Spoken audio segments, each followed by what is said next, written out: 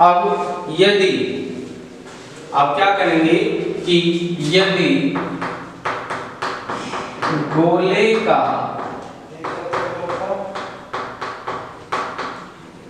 अंतिम क्षेत्रफल हमने मान लिया a डैश तथा प्रारंभिक क्षेत्रफल तो हमने पहले नहीं रखा था, कितना था a, कितना ये रखा था a, तथा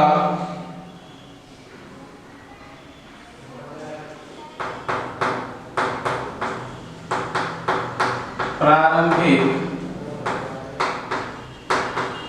क्षेत्रफल a है, तब डेल्टा a बराबर किसके हो गया a डैश माइनस a के हो जाता है।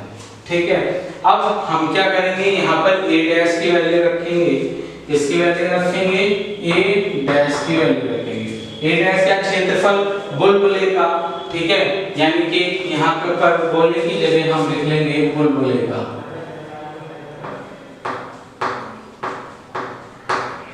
अब बुलबुला कैसा है, गोले के रूप में है, ठीक है। अंतिम क्षेत्रफल यानी कि विस्तारित होने के बाद इस पूरे का क्षेत्रफल कितना होगा, इसकी त्रिज्या r प्लस डेल्टा r हो गई, और गोले का क्षेत्रफल क्या होता है 4 पाई r स्क्वायर, और त्रिज्या कितनी हो गई r की जगह अब r प्लस डेल्टा r का स्क्वायर। क्लियर हुई बात। अब प्रारंभिक क्षेत्रफल यानी कि इस वाले का त्रिज्या यहाँ पर r है, तो कितना आ गया minus a 4 pi r square. ठीक, अब यहाँ पर इसे सॉल्व आउट करते हैं कि डेल्टा a बराबर 4 पाई। अब देखिए इससे पहले एक फॉर्मूला होता है हमारा a प्लस b का होल स्क्वायर बराबर किसके होता है a square plus b square plus 2ab। ठीक, ये वाला फॉर्मूला यहाँ पर ओपन कर देंगे तो डेल्टा a बराबर 4 पाई कितना हो जाएगा r square plus delta r square plus 2r delta r और माइनस के 4 पाई r स्क्वायर। क्लियर हुई इतनी बात। अब देखिए यहाँ पर चूंकि जो r है वह बड़ा है डेल्टा r से, जो r वाली कंडीशन है वह क्या है, बड़ा है डेल्टा r से, तब क्या हो जाएगा, तो r स्क्वायर तो क्या हो जाएगा बहुत बड़ा हो जाएगा किससे, डेल्टा r स्क्वायर से। इस कारण से क्या करेंगे, डेल्टा r वाले जो टर्म्स है वो क्या कर देंगे, हम छोड़ देंगे। तो डेल्टा a बराबर 4 पाई क्या हो गया r square plus 2r delta r और माइनस के 4 पाई r स्क्वायर, इतना हमारा ये निकल कर आ जाता है। अब ये ब्रैकेट ओपन करेंगे, तो ब्रैकेट ओपन करने के लिए हम क्या करेंगे, 4 पाई r स्क्वायर, 4 दूनी कितने हो गए 8, r डेल्टा r और माइनस के ये तो ऐसे रहेगा 4 पाई r स्क्वायर।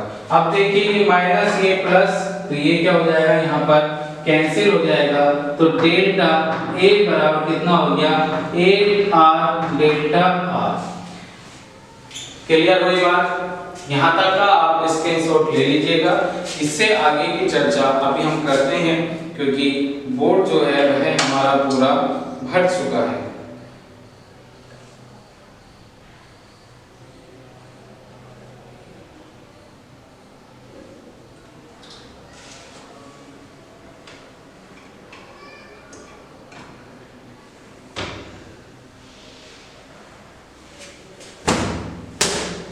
चलिए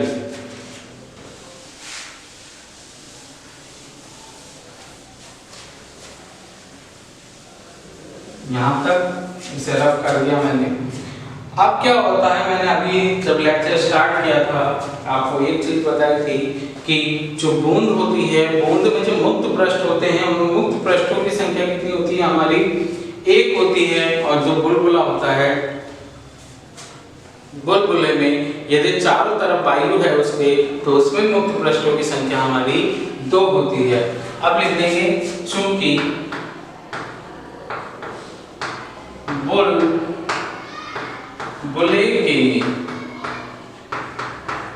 चारों तरफ क्या है, वायु है, वायु है, तब बुलबुले के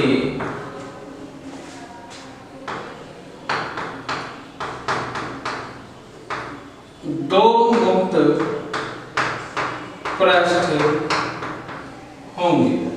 अब 2 मुक्त पृष्ठ होंगे तो उसका जो क्षेत्रफल में वृद्धि होगी वो भी कितनी हो जाएगी, डबल हो जाएगी, यानी कि इसकी 2 से गुणा कर देंगे, डेल्टा आर,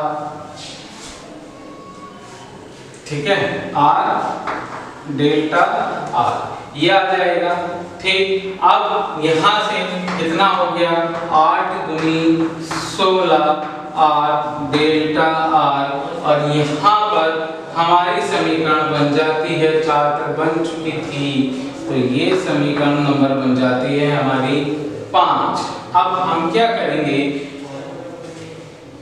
इस समीकरण 5 का मान कहाँ रख देंगे, सॉरी इसे समीकरण नंबर 5 मान लेते हैं, तो इसे मान लेंगे हम समीकरण नंबर 6। तो यहाँ पर क्या करते हैं हम, एक मिनट ध्यान देंगे, ये तो डेल्टा की वैल्यू कैलकुलेट हो गई हमारी, तो इसे ऐसे ही रहने देंगे, इसे समीकरण नंबर 5 ही मानेंगे। अब क्या करेंगे कि डेल्टा ए का मान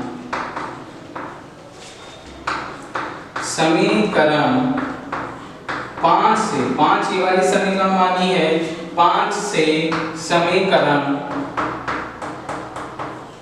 4 में रखने पर, समीकरण 4 में हमने रख दी है, तो W बराबर कितना आया हमारा T, और डेल्टा A की वैल्यू कितनी है यहाँ पर 16R डेल्टा R, तो ये बन गई हमारी समीकरण नंबर 6। कौन सी समीकरण बन गई, समीकरण नंबर 6। अब आप देखिए समीकरण नंबर 3 और समीकरण नंबर 6 को ध्यान से देखिए, ठीक है, ये भी क्या है, किया गया कार्य है, और ये भी क्या है, यहाँ पर किया गया कार्य हमारा फाइंड आउट हो गया है, यानी कि दोनों क्या है, कार्य हैं। ठीक, कहने का मतलब क्या है, समीकरण 6 और 3 के LHS बराबर हैं, तो इनके RHS क्या हो जाएंगे, बराबर हो जाएंगे। तो इस कारण हम क्या कर देंगे कि समीकरण 3 व 4 की तुलना करने पर, तो तुलना करेंगे तो हम क्या लिखेंगे, 4 pi P R square delta R बराबर कितना हो जाएगा, T into 16R delta R. अब ध्यान दीजिए, आप हेडिंग की तरफ जाइए कि हेडिंग क्या कहती है, हेडिंग कह रही है कि बुलबुले के भीतर आधिक्य दाब निकालना है हमें, और ये जो आधिक्य दाब हमने प्रदर्शित किया है यहाँ पर, किससे प्रदर्शित किया है, स्मॉल p से प्रदर्शित किया हुआ है, तो यहाँ पर हम वैल्यू कैलकुलेट कर लेते हैं, किसकी, स्मॉल p की वैल्यू हम यहाँ से निकाल कर ले आते हैं, तो स्मॉल p बराबर T into 16R delta R बटे कितना आ जाएगा, 4 पाई R स्क्वायर,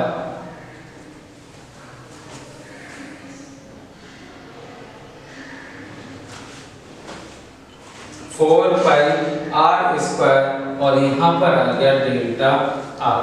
ध्यान दीजिए, ये यहाँ पर क्या है, मैंने आपके लिए कुछ बच्चे समझ भी गए होंगे, ठीक है, ये यहाँ पर छोड़ा था, एक टर्म्स मैंने छोड़ दी थी कि कौन बच्चा कितना ध्यान दे रहा है। जो समझ चुके थे वो समझ गए होंगे कि क्या कहने जा रहा हूँ मैं आगे। फिर भी आप ध्यान देंगे, देखो 4 पाई आर स्क्वायर की गुणा करी तो 4 पाई 4 दूनी आर, और कितना बचा यहाँ पर हमारा पाई शेष रह गया था। तो यहाँ पर हमने पाई मेंशन कर दिया। तो पाई मेंशन करने के बाद हमारा यहाँ पर भी कितना जाता है, पाई आ जाता है